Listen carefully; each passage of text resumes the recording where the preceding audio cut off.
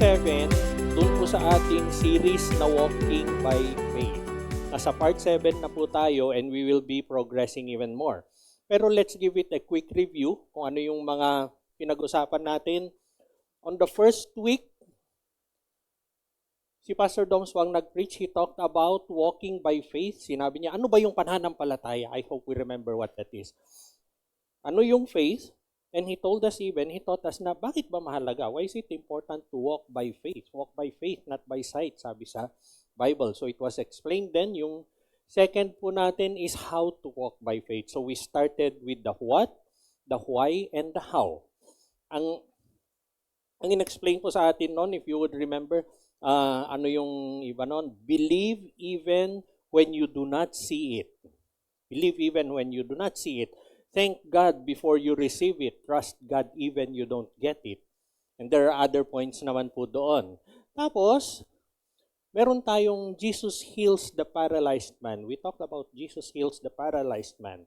It is through this topic, it is through this preaching na napag-usapan po natin na our faith is a consequence of the things that we see, the things that we hear, the things that we read. Pinag-usapan po natin lahat yun noon. So, we were taught na ingatan mo kung ano yung mga nakikita mo, binabasa mo, ano yung mga influences mo, because they will all define your faith. It was in the same topic na pinag-usapan natin na Jesus operates in an environment of faith. Pinag-usapan po natin, like the paralyzed man, meron siyang 4 na kaibigan, binaba nila, nandun si Jesus plus yung disciples. Jesus operated in that environment of faith. Tapos yung ibang example natin ay si Jairus. Binangon ni Jesus yung anak niyang namatay. Pero pinaalis niya muna yung mga nagsasabi na hopeless na yan. Ang naiwan, si Jairus, yung asawa niya, Jesus, Peter, James, and John. All of them were believers. All of them were believers. So there was faith in the room and Jesus operated.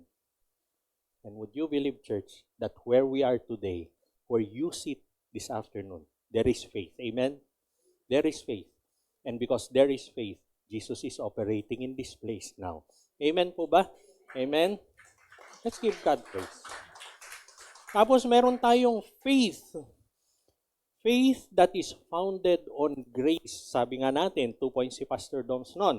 Faith is founded on grace, in-explain niya, and faith is founded on what Jesus has done in Calvary. Napakagandang topic po nun. What are you praying for? Be it a provision, be it healing, be it a victory that you're praying for, pinapasalamatan mo ang Panginoon. Pero what is so important is you look back to the cross. Ito ba ay napagbayaran ni Jesus sa cross? Because if Jesus has paid for it on the cross, definitely you will have what you paid for. Sabi nga sa scripture, He will not uphold anything from him whose walk is righteous. Sabi, tapos dun sa verse 12 ng Psalm 84, blessed is he who trusts in the Lord. You want to be blessed? Trust in the Lord. You want to receive from God?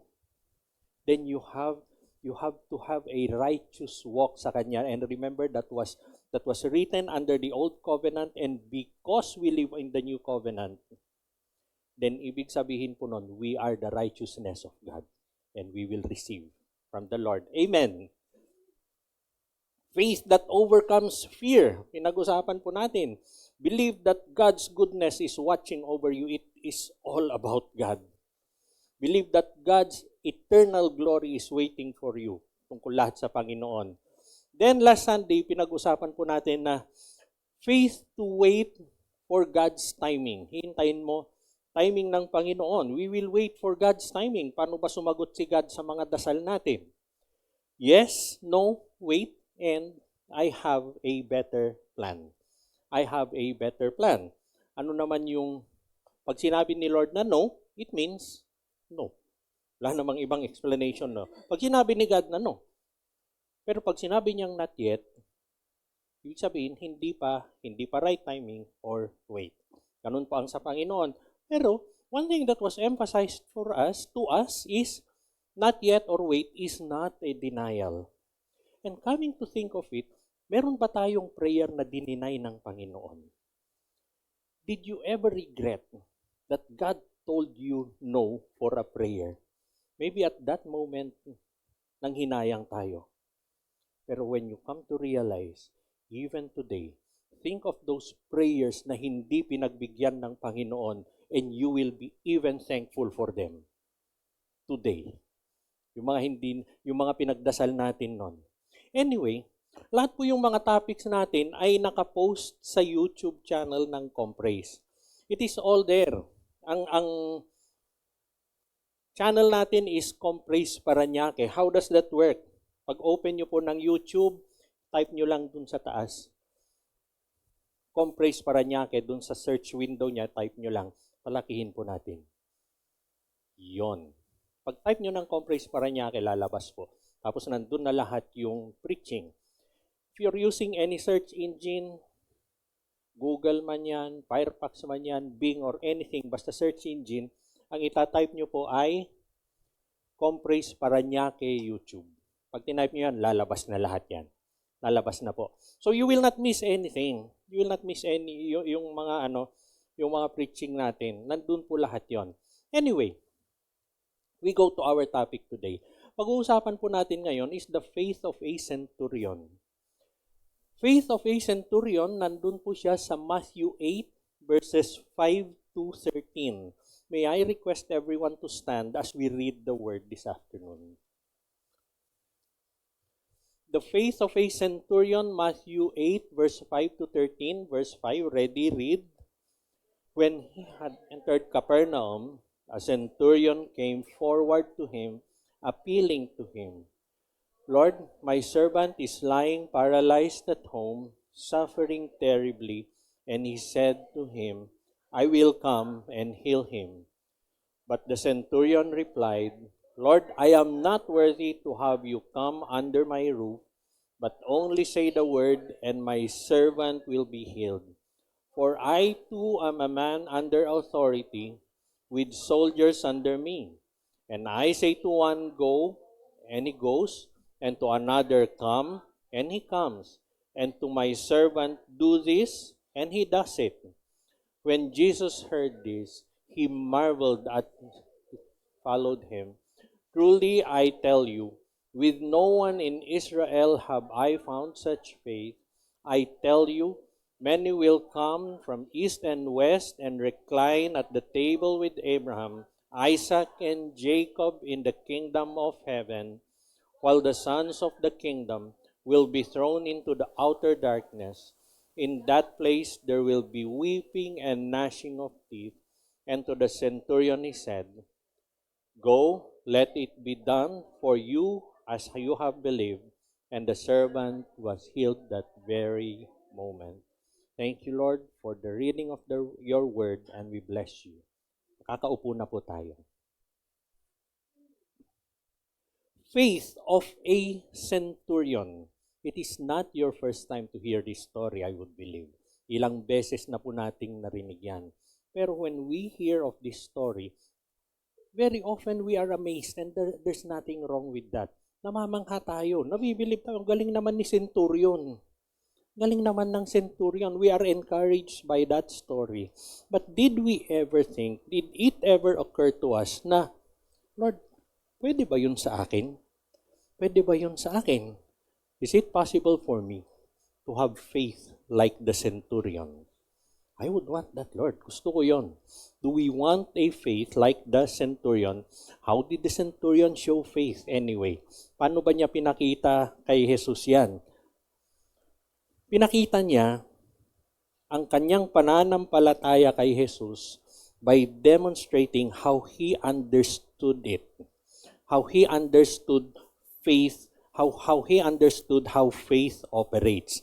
Ibig sabihin, he placed faith into practical terms. Paano ba gagawin yan? Paano ba mapapractice yung faith na yan? Minsan kasi, pag pinag-usapan ang pananampalataya, sometimes when we talk about faith, parang napaka-mystical. parang ang layo-layong abutin. Parang chosen lang yung mga taong pwede dyan sa faith na sinasabi natin na yan. Pero, ang ginawa ni Centurion, he placed it into practical terms. And if you would notice, lahat ng preaching po natin from day 1 up to today, the effort is to put faith into practical terms. The effort ay isasagad po natin sa lupa yung sinasabi nating pananampalataya para maisa sa buhay natin. And that is what the centurion did, and that is what we are going to learn this afternoon. Alam ng centurion that Jesus is Lord over everything, including yung sakit ng kanyang alipin. So, he went to Jesus, he asked for a word na yung servant niya ay mahihil. Ang scripture po natin is the same scripture that we have been using since day 1, Romans 10 verse 17. Consequently, faith comes from hearing the message and the message is heard through the word about Christ. Ang sinasabi po ng scripture na yan is it tells us that faith is based on the word of Jesus Christ only. Anong ibig sabihin nun? Kung ako nag-preach, kung si Pastor Doms nag-preach, or may napanood kayo, may narinig kayo, which is not based on the word of God, please do not believe. Please do not believe. You have all the right to question that. Pero kung based sa salita ng Diyos, then it is an anointed word from God. Si Centurion, he demonstrated this when he said, but the Centurion replied, Lord, I am not worthy for you to come under my roof, but just say the word and my servant will be healed. And the rest of the scripture. Si Centurion, meron siyang alipin na may sakit. Tapos, pumunta siya kay Jesus. Sinabi niya, kanto po merong sakit. It was Jesus who volunteered na, sige, puntahan natin. Pero anong sabi ni Centurion? I am not worthy for you to come under my roof. I want us to observe this scripture very well. Bakit? Kasi, I am not worthy to have you under my roof. Ano ang hiningi ni Centurion kay Jesus? He has a sick servant. He went to Jesus, pero sinabi niya, Lord, hindi kailangan na pumunta ka dun sa aking alipin. But just say the word. The centurion did not ask for Jesus to go to his place. Ang request niya kay Jesus is say the word. He has faith in the word of Jesus.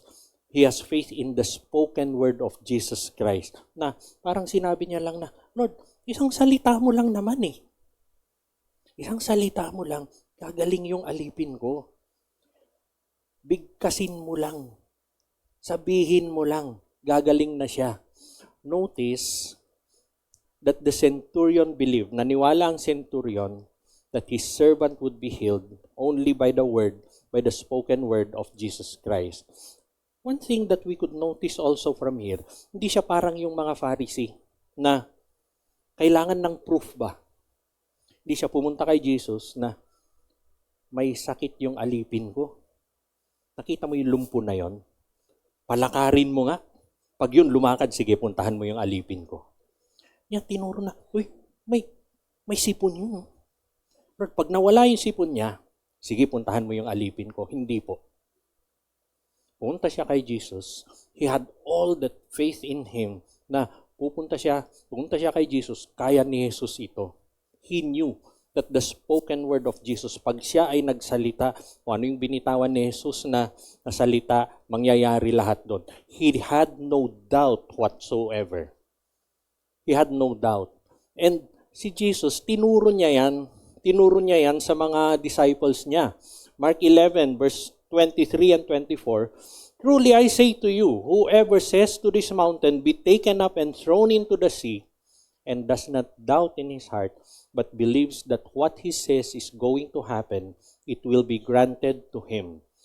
Therefore I say to you, all things for which you pray and ask, believe that you have received them, and they will be granted to you. I want us to notice kung ano yung sinasabi ni Jesus dito.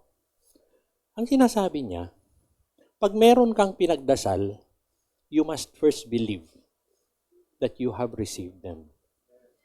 You have to believe that you will have them. Kung ano yung pinagdadasal mo.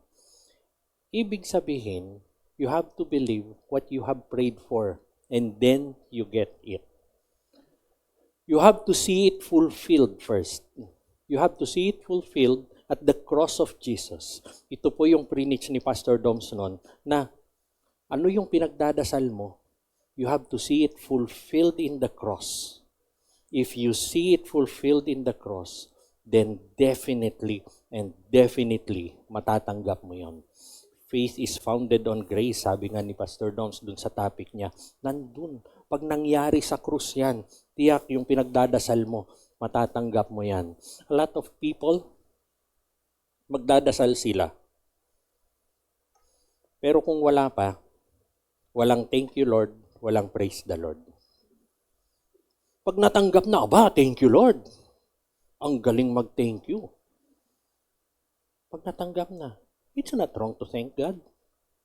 Pero iba yung sinasabi niya eh. Hindi mo pa natatanggap. A good practice that we can have, which we do, kaming mag-asawa, when you pray for something, the next thing you ask God, Lord, pag ito nangyari na, paano ko tatanggapin? Because it tells God that I know you would fulfill what I am praying for. Darating at darating yan. The believing comes before the receiving. Maniwala ka. Kaya nga sabi sa Hebrews, you need faith to please God.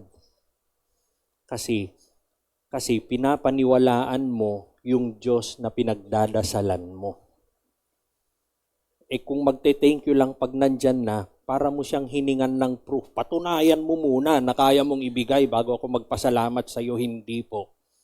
It doesn't work that way with God. Alam ng centurion ito, but only speak the word. Magbitaw ka lang ng salita, and my servant will be healed. Hindi siya naghanap ng anything na kamangha-mangha.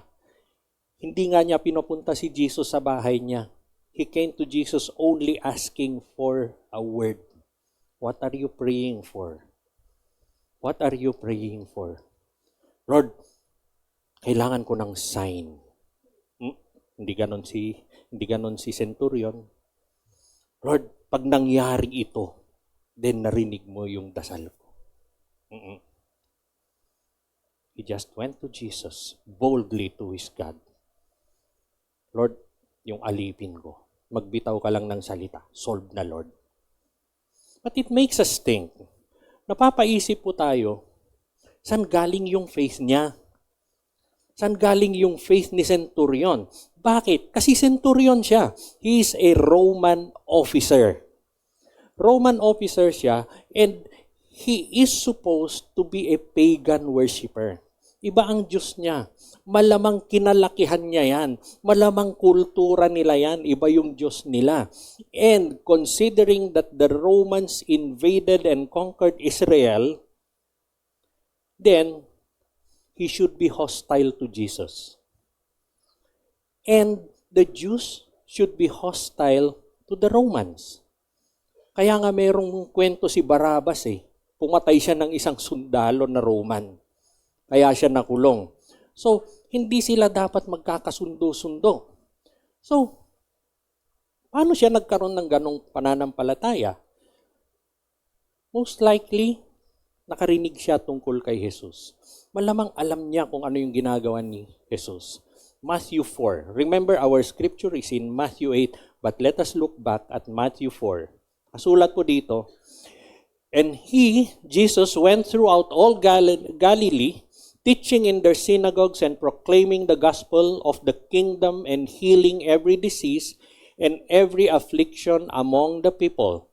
So his fame spread throughout all Syria, And they brought to him all the sick, those afflicted with various diseases and pains, those oppressed by demons, and those having seizures and paralytics, and he healed them.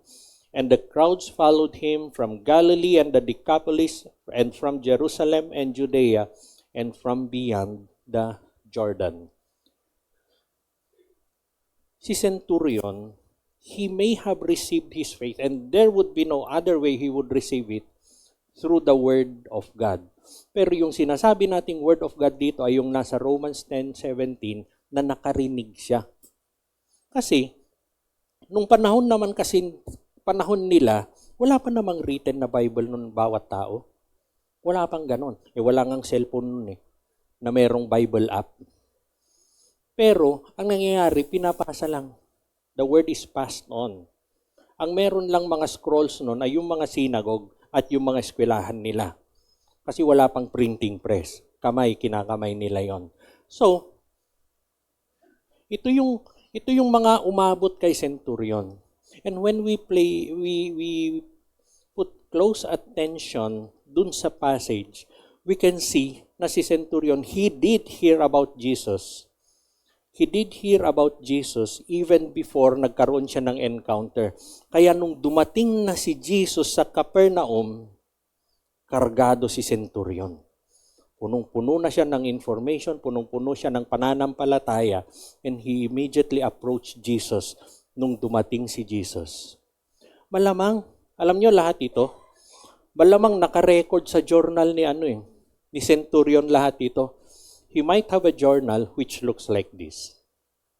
What Jesus did, teaching, proclaiming, healing. Sino yung hinil niya? All the sick, oppressed by demons, having seizures, paralytics. Malamang nasa journal ni Centurion yan. Ibig sabihin, nag-research siya. Ibig sabihin, he was diligent. Nag-check siya. Nag-seek siya kay Jesus. Kaya, nung siya ay nangailangan, he had enough faith to approach Jesus. He had enough faith. Not in his gods. Marami siyang Diyos. Pero si Jesus ang pinuntahan niya. Si Centurion, meron siyang track record ni Jesus. He had a personal track record of Jesus Christ. And I ask you, church, ano ang track record mo tungkol kay Jesus? Do you have a record of that? Do you know kung ano yung ginawa ni Jesus sa buhay mo? Do you know kung ano yung ginawa niya sa ibang tao na nagkaroon ka ng encounter at sadya ni Lord na nagkaroon ka ng encounter para may track record ka sa Kanya? Do you have a track record of who Jesus is? Sino ba siya sa buhay mo? A very often challenge which we give dun sa mga cell group namin, paano kung tumayo si Jesus sa harap mo at this very moment and He will ask you, sino ako sa iyo? Will you dare even tell Him na, you are the Messiah, you are the Son of God? Teka muna, sasabihin ni Jesus, nabasa mo na yan, sinulat ko yung Biblia sino ako sa iyo? What will you tell Him? Ang sagot which will honor God, ay yung sabihin mo na, nung nagkasakit ako, ikaw yung nagpagaling sa akin. Nung nagluko yung anak ko, ikaw ang nagbalik sa kanya, sa akin. Nung lulong na lulong ako sa bisyo, bakit ba merong humila sa akin nun? Walang iba yun kundi ikaw. Think of those personal times na si Jesus naging personal sa'yo. Then that is God's track record in your life. And I hope you have it recorded. Pero, do you still read your Bible? Do you seek Jesus in His Word? Nagde-devotions ka pa ba, kapatid? Or wala nang time? Or lagi nang nagmamadali? Pastor naman alam mo naman itong trabaho ko Kailangan kong ganito, kailangan ganon. Wala na akong time na mag-devotions. Ay, ganun ba? Sige, pagdasal natin na wala ka na sanang trabaho. Kasi nung wala kang trabaho, may time ka para kay God. Ganun ba yun? Don't miss out. Don't miss out on your devotions. Don't miss out on your time with God. Hindi na ako makapag-cell group. Busy na ako eh. O, tapusin natin yan. Trabaho mo para makapag-cell group ka. Don't miss out on your devotions. Don't miss out on those moments na makikilala mo ang Panginoon. Ano yung nandun sa journal mo? Baka 1998 pa yan. John 3:16, memorize mo. Oh, 4, I know the plans I have for you. Nagkamali pa, ano ba yan? Oh. Listen, look at this. The Bible tells us, let us approach the throne of grace with boldness so that we may receive mercy and find grace to help us in our time of need. Sabi po ng Bible yan. Now, my question is, how can you approach the throne of grace with boldness in your time of need when you do not even know that it exists? When you do not even know kung na ganun ka na lang sasaluhin ng Panginoon. Na ganun na lang kapersonal ang Panginoon sa atin. I was reading a book about someone who has joined an Oriental mafia na lumaki siya sa isang Christian home. Lumaki siya sa isang Christian home. Pinakilala sa kanya ang Panginoon. He knows the scriptures. Pero naligaw siya eh. Naligaw siya. Nung ini-interview, today, sinurrender na niya ang buhay niya sa Panginoon. Pero, nung ini-interview siya, tinanong siya na, kilala mo ba ang Panginoon? Ang galing niyang i-explain kung sino si God. But the last statement he said was, I knew He is sovereign. I know He is good. I know He is great. Pero hindi ko alam, I never knew that He was personal. Because he was never taught to have a personal time with God. Yung nag-disciple sa kanya, ang unang tinuro sa kanya ay kung paano maging personal ang Diyos sa iyo. What I am saying now is what He has been saying. Seek Him in His Word. Yung personal na Panginoon sa buhay natin. And you will only know this during your personal time with God. Ito yung tinatawag natin na spiritual reading. When you do spiritual reading sa Bible mo, it is slow, it is attentive, it is meditative, it is prayerful. Hindi nagmamadali. Parang si Centurion, gusto niyang makilala si Jesus. Benedict of Nursia, siyang nagturo ng tinatawag na Lectio Divina. Ano ba ang meron ang Lectio Divina? It teaches us that Scripture is not a text to be analyzed academically. When you read your Bible, you are seeking God. Hindi ka nagpapatalino na para pag tinanong ako ng cell group leader ko, sagutin ko yan ng Hebrew tsaka Greek. Di po yun. Hebrew and Greek are good. But that's not the point. That is not the point. Kilalanin mo yung Panginoon mo. It is the living Word of God. It is the voice of God to be heard and heeded. Ang galing-galing mo nga, hindi mo naman sinusunod. Wala rin po yun. Verses 5 and 6 talks about Jesus nung dumating siya sa Capernaum, tapos lumapit si Centurion sa kanya. The Bible makes it clear that faith comes by hearing the Word of God. So the only logical conclusion para sa atin ay nung si Centurion, siya ay nakarinig tungkol kay Jesus, and that realization even brought him to realize kung ano ang authority ng Panginoong Jesus. And nai-relate niya dun sa authority na meron siya. Yung realization niyang yon made him also realize that Jesus has the ability to heal His servant. And come to think of it, siguro naiisip natin ngayon, si Centurion, nakarinig siya. Ako naman nakarinig. Nagbabasa ako ng Bible ko, nakakarinig ako every Sunday at pati sa small group. Si Centurion, humiling siya. Ako naman humiling. Si Centurion, may faith siya. Ako naman meron. Mustard seed nga sabi sa Bible. Pero siya sinagot. Bakit ako? Lord, gusto ko rin yung faith na ganon. How can we have the faith like the centurion? And that we will answer in our word, in our message this afternoon. Dalawang bahagi po yung message natin, how can we have faith like the centurion, and we will look at lessons from the faith of the centurion. We will begin with how can we have faith like the centurion. Unang-una is to receive the word of God. Ginawa po ni centurion yan. Sounds simple, di ba? And yung scripture nga natin, Romans 10:17 ulit. The Bible says that faith comes by hearing and hearing the word of God.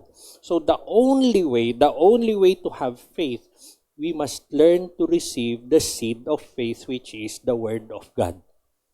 Ang pundasyon ng ating pananampalataya ay ang salita ng Diyos. Hindi yung maski sinong pinakamatalinong theologian, hindi siya ang foundation ng ating pananampalataya. Ang foundation ng ating pananampalataya ay ang salita ng Diyos lamang. Wala pong iba. The only way that we could have faith, we must learn to receive the Word of God, which is also the seed of the Word of God. And if we pay special attention dito sa centurion, we will find that ginawa niya yan even without realizing it. When he entered Capernaum, when Jesus entered Capernaum, a centurion came to him begging and saying, Lord, my servant is lying paralyzed at home terribly tormented. Si Jesus lang. Si Jesus lang. We do not read a statement which says, sinubukan ko sa Diyos na ito, sa doktor na yon, pumunta ako dito, doon. Lahat sumablay, kaya ako nandito sa harap mo. Hindi po. How do we pray? How do we ask from God?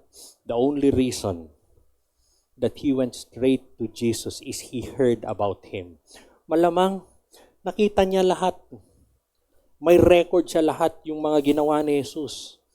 Yung babae na nagdudugo ng ilang taon, na gumaling, hinawakan niya lang yung laylayan ng damit ni Jesus. Yung anak ni Jairus na bumangon, lahat ng tao, sinasabi nila, patay na. Yung 2 leper na gumaling, yung anak of the widow from Nain. Gumaling lahat yan eh. He must have been following Jesus and he heard all of those. Alam niya lahat yung mga ginagawa ni Jesus. Meron siyang track record. It is a solid, firm track record of Jesus Christ. And I ask you again, do you have a track record of Jesus Christ? Ano yung inaaral mo? Kung binabasa mo man yung Bible mo, what are you knowing about Jesus Christ? In your personal time. Hindi lang po yung Bible study. Okay po na meron tayong cell group, okay na may Sunday service tayo. Pero God's personal message, God's personal anointing on you, kung ano yung gusto ng Diyos sabihin sa'yo, maririnig mo yan during your personal time with God. With all the information na meron si centurion, alam niya na dito lang ako. Church, I want us to look at all of this, which tells us that our faith is not blind. Hindi po bulag ang pananampalataya natin. It is not mystic. Hindi siya lumulutang sa ulap. Hindi po. We have so many proof ng ating pananampalataya. We have solid proof. And it comes with a record of proof para sa atin. You have your Bible, that is God's record of proof na lahat ng tinuturo niya at nagawa niya. And that should be enough for us to believe in Him. Si centurion, he did not only believe in Jesus, pero he believed that he has power over the sick, including his servant. And the only way na magkaroon ng gantong conclusion si centurion ay nakarinig siya kay Jesus noon. And sabi nga natin, faith comes by hearing. So the first step is to receive the seed of the Word of God. Yung mga puso natin, let them be fertile ground. Let them be fertile ground for the seed of the word of God. Second is, you have to understand the authority of the word. Eto tayo ngayon. Si centurion, alam niya yung authority of the word. Alam niya kung ano ang authority, kaya madali niyang naintindihan yung authority of the word of Jesus Christ. Verses 8 and 9, dito niya sinabi na, I am not worthy for you to come under my roof, but just say the word, and my servant will be healed. Tapos verse 9, in-explain niya. Isang salita ko lang. Pag sinabi ko, pumunta ka dito, pumunta ka doon, pupunta siya doon. Pag may tinawag ka kung lumapit ka, lalapit siya. Pag sinabi kong gawin mo to, gagawin niya. Remember, centurion, he had at least 100 soldiers under his command. 100 soldiers, makipagdigmaan kayo doon. Pupunta sila. Magbibitaw lang siya ng salita. The centurion knows authority based on the authority that he has. And ito ay meron si centurion. Bakit? Ano yung point doon? God uses what He has sown in us to build our faith. You will know what God has sown in you only during your personal time with Him. Lang ang personal time with God, you will never know that. Ano yung meron ka? What is in your person and personality that Jesus is using to build your faith? Si centurion, he has authority. Yung ibang mga tao, they are generous. They're extraordinarily generous. God is using that to build your faith. Meron yung kakaiba yung empathy nila na meron lang parang masama lang yung araw niya, lalapitan. May problema ba? You know people like that. May problema ba? Ano bang may tutulong ko? Bira. Hindi ko nga sinasabi, alam niya eh. Yung mga ganon, God is using that to build your faith. Many are skillful in working with their hands. Many are skillful in using computers. Meron sa atin matyaga sa traffic. Yung iba high blood na sa traffic. Yung iba kumakanta pa. God is using that to build your faith. There are people who are good in music. Nagamit ng Panginoon yon to build your faith. Often, they are gifts from God. Gift niya sa atin yon. And we know, and it is right to believe, na kung ano yung binibigay ni God, we will use them to serve in His kingdom. Totoo yon. Pero ang first recipient ay tayo. Before even serving in the kingdom, you have to understand that God is building your faith. Bakit?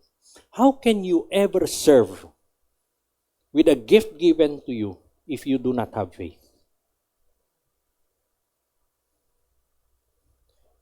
Pag nag-serve ka, sila kuya, yung mga ushers natin, yung mga marshals natin, you are serving. Pero my God, walang monetary equivalent yan.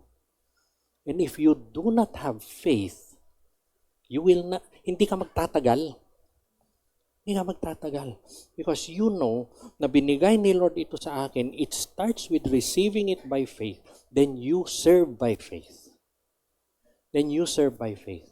Kaya yung mga gifting na binigay ni Lord sa atin or yung mga character traits na binigay niya sa atin, ilan tayo dito? Iba-ibang character trait ang meron tayo. We have one God who is the beginner and perfecter of our faith, and He is using all of that to build your faith. To build your faith. Start building your faith. Start looking into those things and your faith will be built in God. Now, ang isang kailangan nating ma-observe din dito ay kung paano kinonect ni centurion yung spoken word of Jesus Christ and the authority that was backing it. There was authority behind the word. A spoken word can only carry weight if it has authority supporting it. At alam ni centurion ito. Alam niya yan. Ang dami niyang narinig patungkol kay Jesus, Kaya alam niya na kaya ni Jesus na pangatawanan ang bawat salitang binibitawan niya. He understood that this could only be possible because Jesus has authority over His word. Think about the words of Jesus Christ. Think about what is written in the Bible. It is not an ordinary book. Bakit? Kasi yung authority behind every word that we read in this book is the authority of the Most High Sovereign God. And you dare believe what is in here because it is true. Ang daming sasabihin ng mga taong matatalino, but they do not have authority as the authority of your God. Sino ang magsasalita? Sino ang magbibitaw ng isang pangako na iaalay niya yung sarili niya, magpapapako sa krus, pipirmahan niya ng kanyang dugo? Sino yung matalino na kaya niyang gawin yon? Kasi alam niya na totoo yung sinasabi niya. Alam niyang totoo. And the word of God was powerful then, it is even powerful up to today. He sent out His word and He healed them and delivered them from their destruction. He sent out His word. It is true then, it is true today. My son, be attentive to my words. Incline your ear to my sayings. Let them not escape from your sight. Keep them within your heart, for they are life to those who find them and healing to all their flesh. Because of the word of the Lord. One of the scriptures na gustong-gusto, Jeremiah 1:12, the Lord said to me, you have sinned correctly, and I am watching to make sure my words come true. Ang unang nakabantay sa kanyang salita para matupad at maging totoo ay ang Panginoon mismo. I will make sure that every word that I say will come true. Mangyayari at mangyayari ang bawat salitang binibitawan ko dahil ako yung nakabantay. So will my word be which goes out of my mouth. It will not return to me empty without accomplishing what I desire and without succeeding in the purpose for which I sent it. Ang bawat bibitawan kong salita, hindi yan babalik sa akin na hindi niya tinupad kung ano yung dahilan kaya ko binitawan niyang salitang yan. Who would dare give that promise? Who would dare give that promise? Panginoon lang ang makakagawa niyan para sa atin. Only God can do that. And we dare believe in His word. We dare trust His word because there is ultimate, unequaled authority behind every word from God. Tutuparin at tutuparin niya lahat ng sinabi niya. Next is, grow your faith by fixing your eyes on Jesus. Fix your eyes on Jesus. It has always been, you have heard this from me again and again. Ito na po ang aking sinishare maski wala pang Facebook at Friendster noon. One important thing para kay Centurion ay hindi niya pinayagan ang doubt, ang pagdududa na pumasok sa kanya. Paano kaya kung subukan ko rin dun sa Diyos kong yun? Paano kaya kung pumunta muna ako dun? Baka naman di kaya ni Jesus. He knew that Jesus had the ability to heal His servant and He fixed His eyes on that. Ano man yung sabihin ng mundo, ano man yung makita ko, ano man yung marinig ko, remember, Roman officer yan. Pag ito, nalaman nung mga officers niya, papatayin siya. Pero he took the risk to follow and to stick his eyes on Jesus. Ano yung mga options natin? When you pray for something, do you really believe that Jesus will answer that prayer? Are your eyes fixed on Him? Or baka sumanga? Nandun si Jesus, pero meron pa rin. Saan po ba tayo? The only way to overcome this is not to allow human opinion, including yours, to mean more than what God says. Pag sinabi ni Lord, then it's final. Pag sinabi ni Lord, yun na po yun. Kaya nga, sabi ng Bible, all scripture is inspired by God. Sabi ng Bible, above all, you know this, no prophecy of scripture comes from the prophet's own interpretation, because no prophecy ever came by the will of man. Instead, men spoke from God as they were carried along by the Holy Spirit. Every prophet, everything written in this book was guided by God, galing sa Holy Spirit lahat. Kaya nga yung mga nagsasabi, paano ko paniniwalaan yan? Sinulat lang ng tao yan. Paglangaw ba nagsulat yan, maniniwala ka? Ayaw kong paniwalaan yan, makasalanan din nagsulat yan. Totoo. God used sinful people. Si Samuel, Nehemiah, David, Solomon, si Peter, si Paul. Di ba nagkasala mga yan? The fact that they wrote for God is already a testimony of God's grace. And we could believe kung ano po yung nakasulat dito. For the word of God is living and effective and sharper than any double-edged sword, penetrating as far as the separation of soul and spirit, joints and marrow. It is able to judge the thoughts and intentions of the heart. Salita ng Panginoon can penetrate us. It can penetrate us. This is the only word of faith na nagsasabi that it is living and effective. No other book of faith tells that. Ito lang salita ng Panginoon. Si Peter,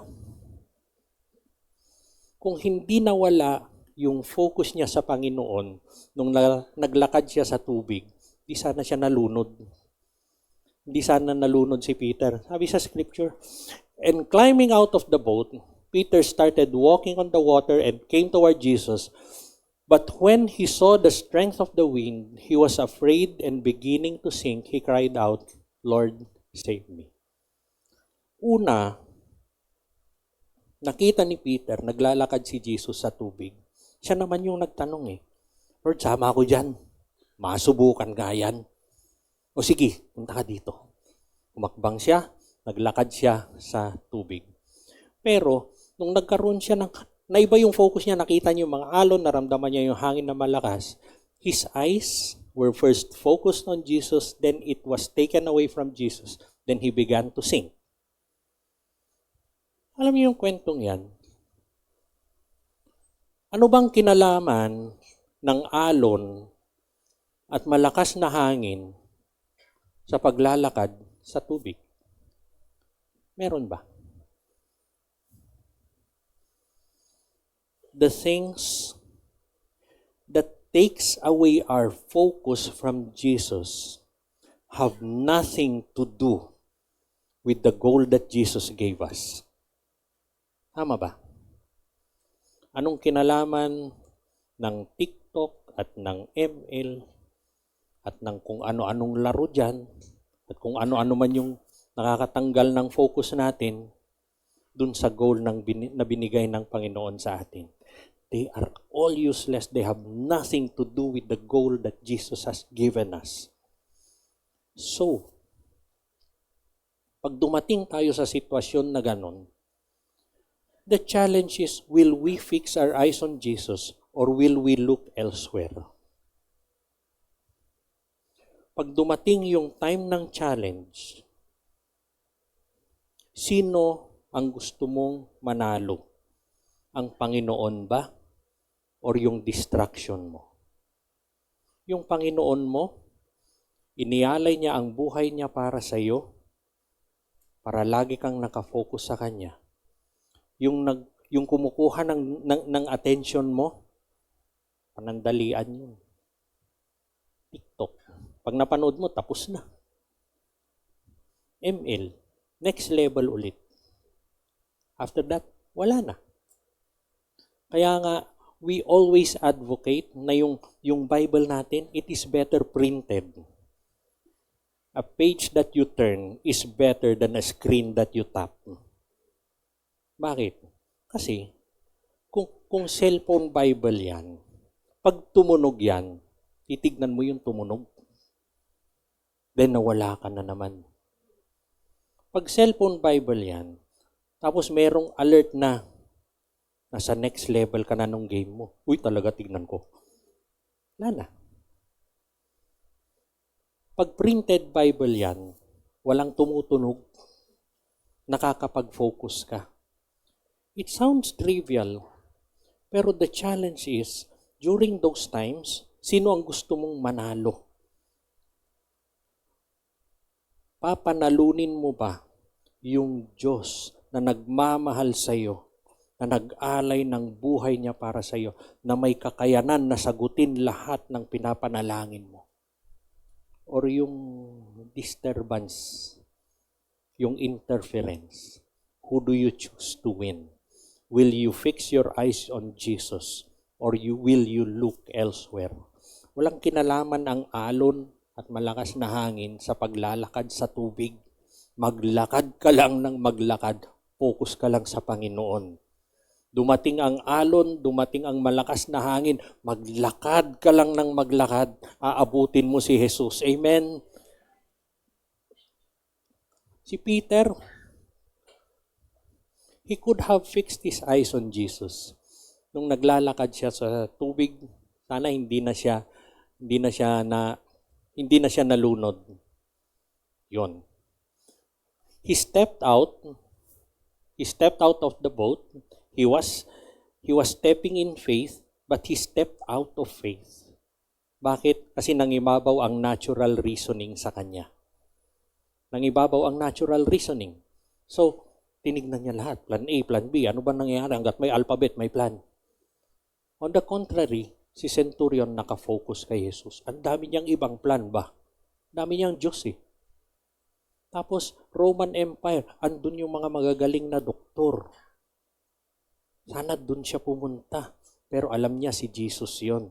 Alam niya. So the main difference, one was focused on God and His Word and didn't allow natural reasoning to creep in. And the other, he got distracted with natural reasoning and he began to sing.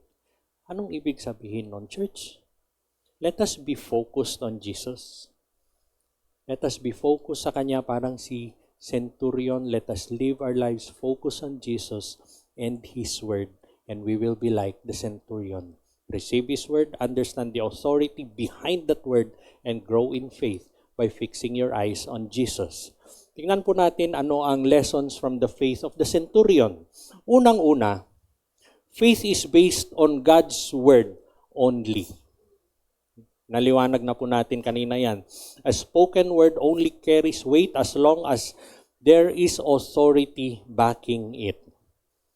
Yung mga ibang mga plano mo, yung ibang mga napapakinggan mo, what authority is behind all of those anyway? I dare say, pag nagbasa kayo ng mga libro, pati yung mga pinakamagaling na mga theologian, there is always a fine print. There is always a footnote. Ang salita ng Diyos, there is no fine print. There is no fine print in the Word of God. Faith comes by hearing the Word of God. We have seen that. And yung last, faith can only grow in an environment saturated with Jesus. Hinabi natin nun, that Jesus operates in an environment of faith. And this afternoon, we are saying that faith can only grow in an environment saturated with Jesus. Anong ibig sabihin? Wala siyang kahati. You want your faith to grow? Then you have to have that environment saturated with Jesus. Wala siyang kahati. Wala siyang kahati. Walang tumutunog na cellphone. Wala kang ibang binubuksang mga libro. Si Jesus lang, kayong dalawa lang. Do you have an environment that is saturated with Jesus? Meron po ba tayong ganon?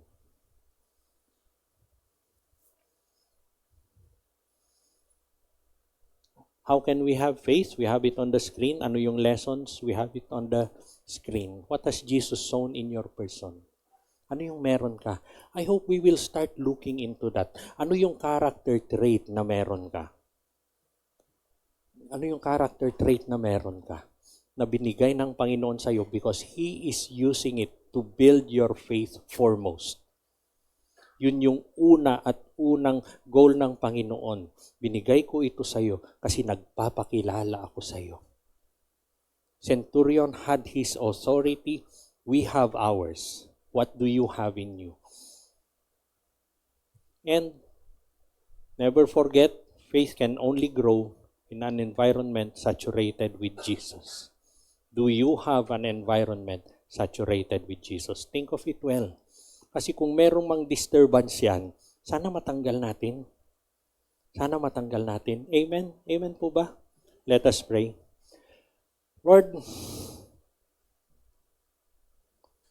we thank you so much, Lord, for your word today. We thank you so much, Panginoon, sa kwento ng centurion, Panginoon. Namamangha kami sa faith niya. You were amazed by it, Lord. But we ask this afternoon, Lord, grant us that opportunity to amaze you with our faith, God. Lord, we pray na we would always be open to receive the seed of your word, Lord. And as we receive, let us realize, God, that there is absolute authority behind your word, Lord. Lord, we pray even, God, na we will always have our eyes fixed on you, Lord. Lord, napakaingay ng mundo, Panginoon.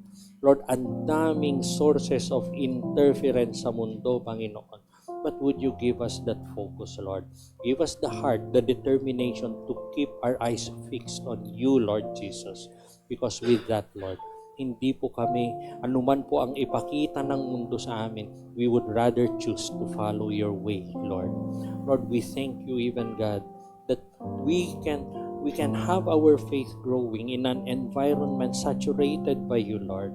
Lord, forgive us during those times na pinayagan po namin, Panginoon, that something or someone would come between you and us, Lord.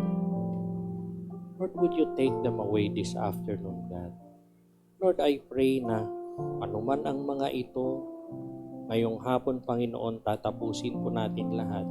I pray for that environment, Lord, which is absolutely saturated by you, na wala kang kahati, Panginoon. And I know, Lord, that during those times with you, my faith will grow, and I will have a faith like the centurion. Bless each one, Lord, who has heard your word, your message this afternoon. Let them grow in faith. Let them grow with encouragement, Lord, that even with us, it is possible because you are our God. In Jesus' name.